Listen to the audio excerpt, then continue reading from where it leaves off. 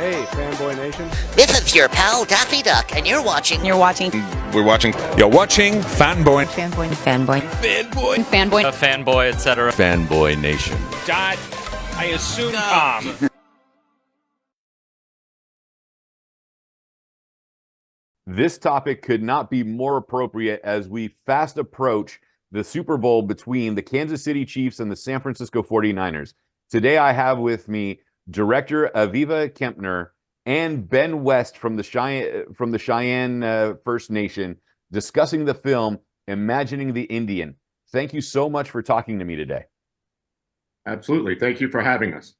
You know, this topic, I was talking to Aviva in kind of our pre-interview. So I'm an ethnic Assyrian. We are the indigenous population of the Fertile Crescent in the Middle East. And we were driven out from there, and to the point that there are groups within Iraq that would call us Christian Iraqi or Christian Kurds and try to erase our identity completely, to the point that even some Kurds and some Arabs are claiming the ancient history of Mesopotamia is theirs and that we've gone extinct even though we're still around.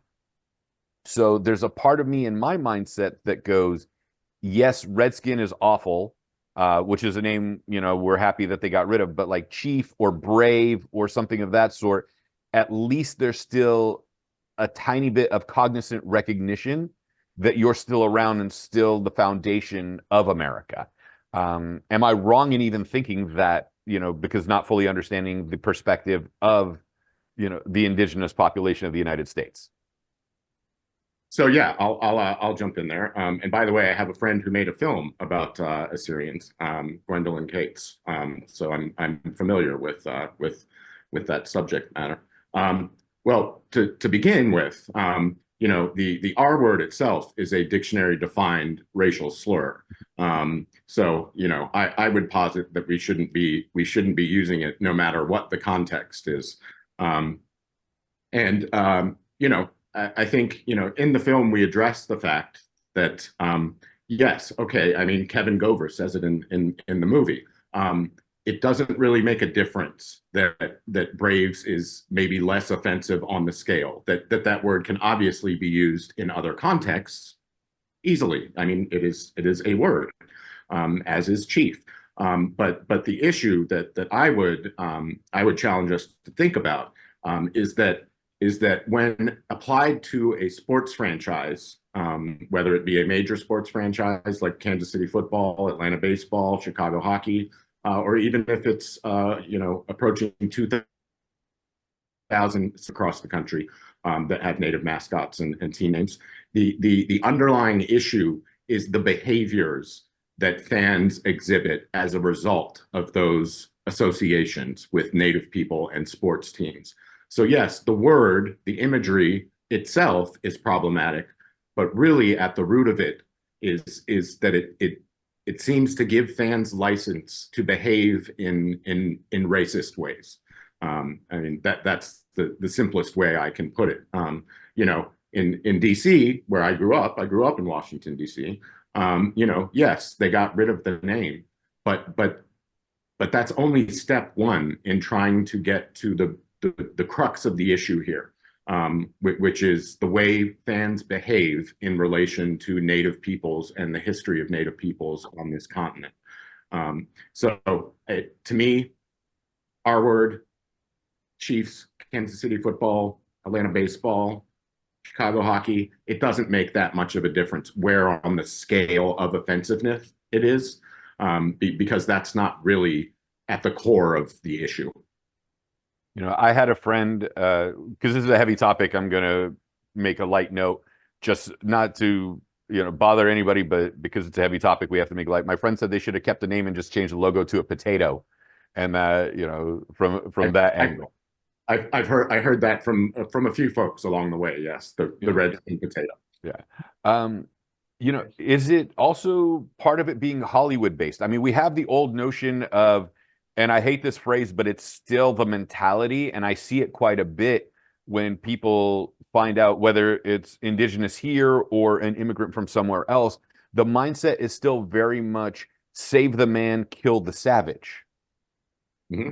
And even in behavior, even though they changed the language, that's still very much ingrained in things. And then, Hollywood in the Westerns and the way the indigenous population of the United States are seen. Does that also influence the behavior along with the sports? Because, they're equating the savagery to the athleticism. Yeah, so I'm sure Aviva will have some commentary on this too, but let me begin with that phrase that you just used, which save the man, kill the Indian, or whatever version of that, the savage, for instance.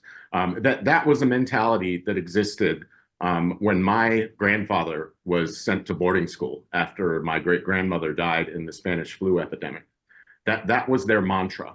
That's why they cut 5-year-olds' hair, banned speaking your own language, and would smack you on the wrist with a ruler if you did. It was forced assimilation. It's exactly that. The goal was to save the man, and i.e., assimilate these savage Indians into white culture. And get rid of all of their own history and culture. And we spend the first 25 minutes of the film essentially just getting our audience to a baseline understanding of the genocide that occurred on this continent. In that, the settlers tried to annihilate Native peoples. And I think it's important, and an accurate history hasn't been taught in schools. So a lot of people out there, through no fault of their own, aren't aware of the fact that settlers tried to get rid of us. I mean, it's as simple as that. And so it's important to understand that, and then get into those representations and misrepresentations in Westerns and in television, in dime store novels, in pop culture. Because there's a direct correlation between that generational trauma that is a result of genocide, and the effect that these sports mascots and representations in film and TV and media in general, there's a direct correlation between those two things, and I think that's why. It's essential to understand that history to then be able to kind of interpret those John Wayne movies that you may be referring to. Who was also part Native American, I believe one of his grandparents was. Could be. I don't know. Yeah. I've never heard that one. The other thing is we always ask audiences after they've seen the film, oftentimes we're in front of audiences, have you learned a lot? And invariably, so many hands go up, because this, the film really counters what they grew up with. And for me, European born and a child of Holocaust survivors, the whole scene, especially in Atlanta with the chop, it feels like a fascist rally. Now, personally, I don't like football because I think it's too barbarian. Except for Atlanta baseball team game, I much rather have sort of the spirit and the gentleness of a baseball game. But boy, the frenzy upon which some of these fans get to, which we've seen also happen, how angry they get us at the game. And there will be this Sunday. Mm-hmm. We told them to give you the names of there's 3 women that are organizing counter rallies in Vegas, and if you want, we'll give you their names. You could Please. interview them. Mm-hmm. I gave it to. This is an important topic, and people, and you show in the documentary as well, people going, "Oh, it's just a name, it's just a sports thing. Why is it such a big deal?" But we also forget that your people that have suffered so much here, like we suffered over there, and we were able to escape to come here. Where is your refuge if you're already from here and the suppression is still here? We mentioned, the North Dakota pipeline before Ben jumped on, and if it was under any other administration, it would have been front page news. but because I feel that it happened under the Obama administration, that it was suppressed in the behavior towards the indigenous population that was fighting against all of it. Yeah, well, I mean, I think no matter whose administration it was under, the fact is the Dakota Access Pipeline was a public health issue for Native people, and I would point out that through copious amounts of research, particularly that of Dr. Stephanie Freiberg, who is Tulalip and is kind of the lead in the research on Native mascots and their effect on Native people. It has been borne out factually, scientifically, that these mascots have a negative health effect on Native people, particularly Native youth. They lead to increased levels of depression, increased levels of suicidal ideation, of substance abuse, all of which are things that Native people and communities struggle with as a result of that same trauma, generational trauma that began when Europe set foot on Native soil. So, I think there's certainly a comparison to be made between something like the Dakota Access Pipeline and the proliferation of Native mascots in sports, because they've both been proven through science and frankly common sense to be a public health issue. Aviva, with you being the director of this, as a filmmaker, you always wait, we're co-directors. I'm so sorry, co-directors. It's been a very long morning, and please forgive me on my part. I've been up since 4. So, but as one of the co-directors, you each learned something new about yourself in making a film. I mean, everyone comes into something with their own worldview, but now you've interacted with various other First Nations, and the way people have always thought of it was that it was this homogeneous idea, Native American, everybody is the same. But Blackfoot didn't get along with X other nation. This one didn't get along with that one because of region or customs or language or whatever it was. How do we break that mentality of this was a homogeneous society when it's really heterogeneous, the same way Europe is? Just because they're of Western European ancestry, the French are not the Germans are not the Norwegians, the Norwegians are not the British. Well, it's funny. Kevin Blackistone, who you might also want to interview, both a columnist for the Washington Post on ESPN, had come to me with the project.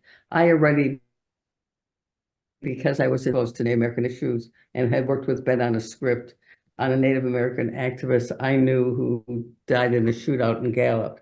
So I already had, as we call it, been educated, but still learned a lot working on this film. And so I think the big thing is it one. So there's a lot of specifics, especially when Rick West talks about the millions that were killed in California. I never really focused on California history.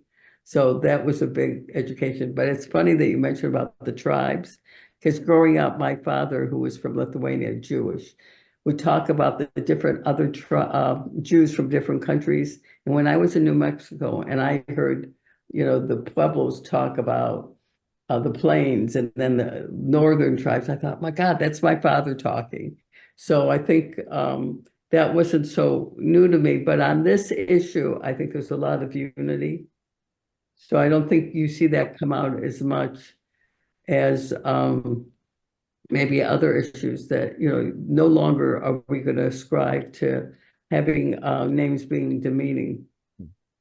Well, and part of the problem, you mentioned that it is not that Native people are not a monolith. To your point, RC, there are over 500 federally recognized tribes, and even more that aren't beyond that. And each of them are their own community and culture. And part of the problem with mascotting is that it's reductive. Almost every mascot you see is going to be in a headdress, in a Plains headdress. That would be applicable to me as a Cheyenne person from Oklahoma, but that's nowhere near representative of the many different native cultures that exist on this land. So to your point, that mascotting in sports directly kind of promotes that that mindset that yes, Native Americans are Native Americans. There's no difference between the Salish in the Pacific Northwest and the Cheyenne in Oklahoma and the Wampanoag in Rhode Island. So it's incredibly reductive and simplistic the way that Native people are portrayed as mascots in sports, and that's at the root of the issue here. Right. Now, Washington had changed their name, and then Cleveland's baseball team, which were the Indians, changed their name to, I think, the Guardians is what they're called now. You know, these little steps are being made, and I know Florida State University has a deal with the Seminole Nation to use their identifier as part of the university. How do we work these out, you know, across beyond Braves and Chiefs and you know, Chicago Blackhawks and whatever else, and either bring attention without not necessarily changing the name, because that's something that seems it needs to be done, but still bring attention to these First Nations without diminishing them just to a mascot? Well, okay, so you mentioned Florida State, and you're correct that Florida State University has an agreement in place with the Seminole Nation of Florida that allows them to continue, even though the NCAA has a ban on this, to continue sort of trotting out a character named Chief Osceola. That's who we all see when we watch a Florida State game on a Saturday, on the horse, you know, burying his spear in the ground. And you know, Seminole Nation of Florida is a sovereign nation, as are all of these 500 plus Native communities. They have every right to enter into a deal like that as their own governed body. I wish they wouldn't do it. You know, the Utah Utes, as we touch on in the film, have a slightly different agreement where they actually control the trademark, and they license that trademark to the University of Utah. I think they can renew or not renew it every 2-4 years or something like that. So they're in a position of control there. And Trevor Reed, who you know explains this to us in the movie, at the end says, but then we need to ask ourselves at the end of the day, should we be doing this at all? Yes, a tribe has the right to own that sort of thing, and they have the right to license the ability to use that sort of thing to a university in this case. But I would challenge us to think about whether we should be doing it no matter what the dynamics of any particular agreement between a sovereign tribal nation and a sports team. And thanks to the two of you, I had no idea that the Utes were a First Nation or a tribe, because I was just, you know, ill-informed about it. Mm-hmm. Yeah, no, the Ute tribe of Utah is indeed a Native nation. You know, in the 70s, we had this sort of recognition of Native Americans and identity. You know, there was the crying Indian trying to save the environment, and that's the term that they used in the 70s. There was the Legend of Billy Jack movies and things of that sort that came out. And then after that, everything kind of disappeared.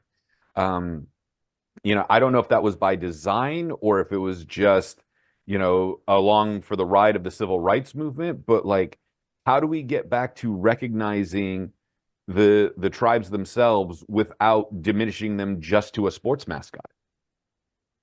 Well, I'll start out with the fact that Iron Eyes Cody, who is that Native person with the single tear rolling down his cheek, who I believe that's who you're referring to, right? Not Native at all. He's right. An Italian American and from, I think, Dallas, Fort Worth or something. So it may appear at face value that was an attempt to kind of portray Native people in a positive light. But when it goes back to the fact that when we're allowing non-native people to play native people, essentially to play Indian, that's at the root of the title of the film. To imagine Indians from a white perspective, that's exactly what we're dealing with here.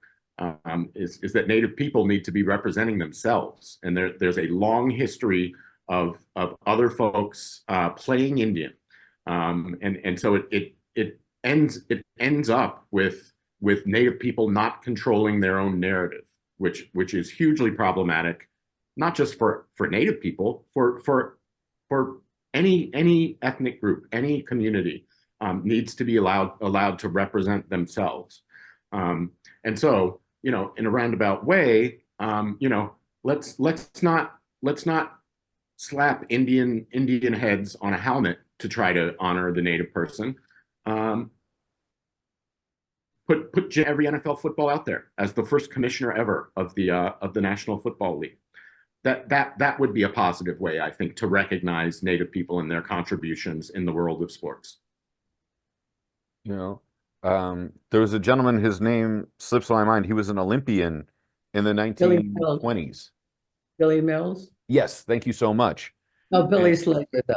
Here's the 1960s, but yeah, 1960s. But I think there was another one in the 19 teens or 1920s that was also Native American, the one that had the mismatched shoes because someone had stolen his shoes. And he had to. That's Jim Thorpe. That's exactly who I mentioned. Yeah. Yeah. We don't do enough in mentioning people like Jim Thorpe and Billy and everybody else, and yet these are things that don't seem to be rectified easily when we could. Like right now we're in Black History Month. And a lot of the stuff that we focus on is slavery and civil rights in America in regards to that. And this is my tie-in for this. Yet we don't focus on the doctor who was African American that was the first one to do the heart transplant. And, things of that seems to be neglected. Why is it that for some reason the United States likes to neglect the achievements of whether it's our indigenous population, our African American population, or even any other immigrant population, to just what they were suppressed by the Western Europeans that migrated here and created the United States, versus the achievements of the people that have suffered under them and overcame everything else. Yeah, I mean, I agree with you. I think that we need to find a good balance of recognizing what's gone wrong, but also celebrating what's gone right, and contributions of whatever group it is, and that's kind of exactly what I was getting at when I suggest maybe putting Jim Thorpe's name on the football that NFL players use. That's a great way not to focus on that incredibly painful history, which is there and we must recognize it, but to also, as you say, celebrate the accomplishments and contributions that people from any historically marginalized group have made, because they're out there. Aviva, you and Ben are both in DC. You're both on the ground level. What has been the reaction from Congress to this, other than sending, hundreds of billions of dollars overseas for what's going on, and in regards to what's happening here at home? Because Hawaii was ignored, the Dakotas were ignored. So what's going on with this situation for you guys that you've noticed?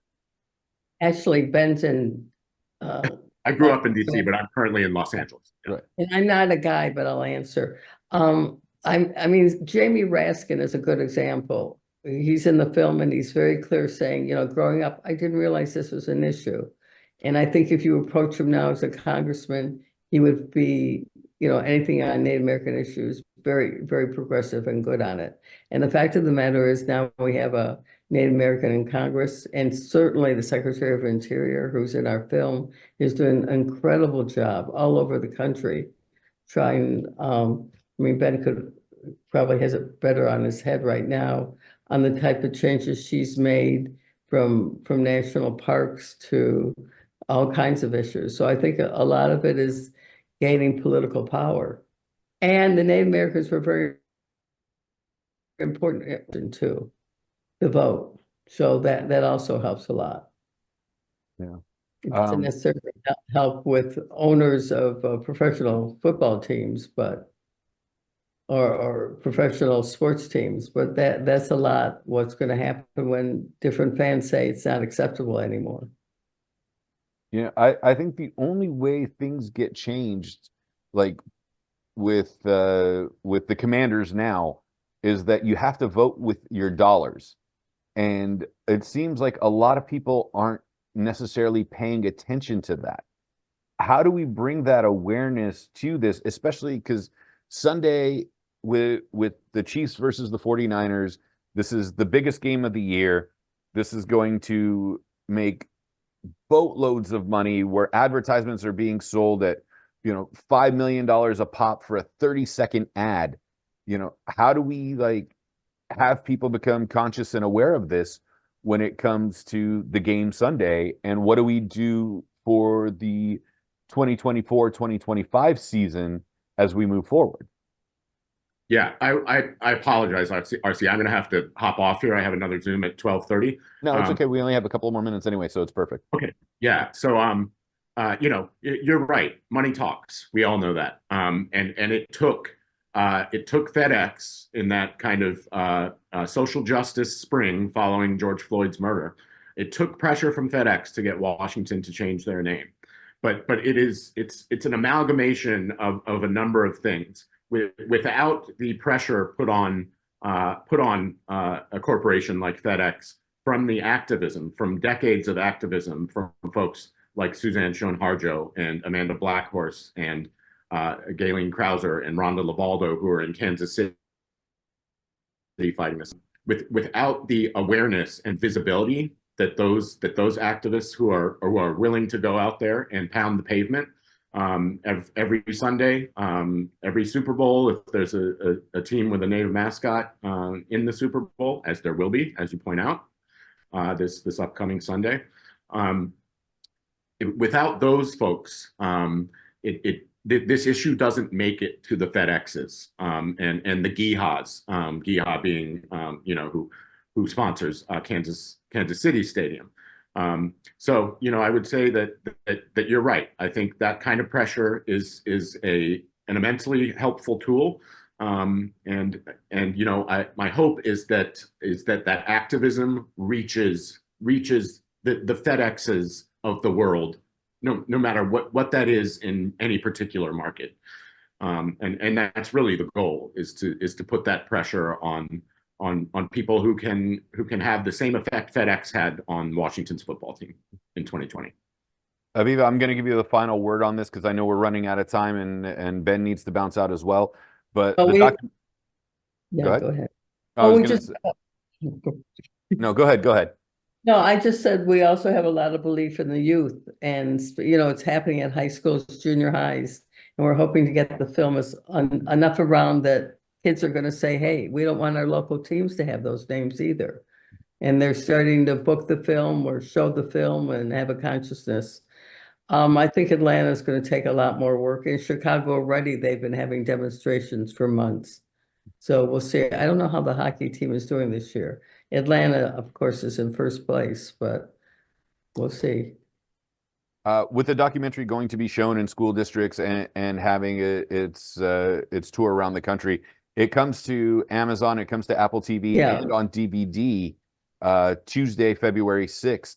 What would you like people that might have felt oblivious to it to take away most from the film?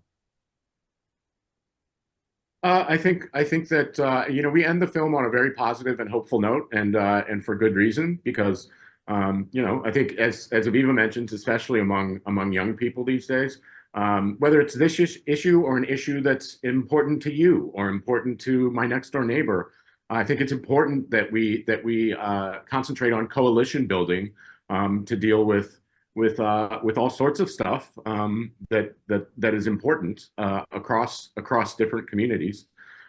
So that's what I hope people walk away from the film. with most is a real feeling of positive energy in getting out there and helping your neighbor, you know, with whatever it may be that is important to them. And don't insult them. You know, sports is real important, a fabric to our lives. And you shouldn't use the sports team's name or mascots to insult anyone's heritage. So, Aviva, Ben, thank you so much for your time today. I truly appreciate it. Hopefully I'll be talking to you soon and getting further reactions of Imagining the Indian and, you know, the positive impact that it's going to be making on society as a whole, especially here in North America. If you're watching the game, you know, enjoy. If not, you know, make sure the protests are peaceful, and that's all we can hope for. And reach out to the Taylor Swift people and see if she has an opinion on it, because she could make a big difference. This is true. She can influence 5% of the voting population, like they said, or 1/5 of the voting population is what they said. At least Swifties are a real thing. Yeah, we've all become aware of that. Well, I got to run, RC, but thank you so much for your interest and your time. We really appreciate it. Thank you so much for chatting with me today. Congratulations on the film. Very powerful, very informative. I learned quite a bit, and hopefully everybody else does too. Excellent. Thank you very much. Have a great day. You too.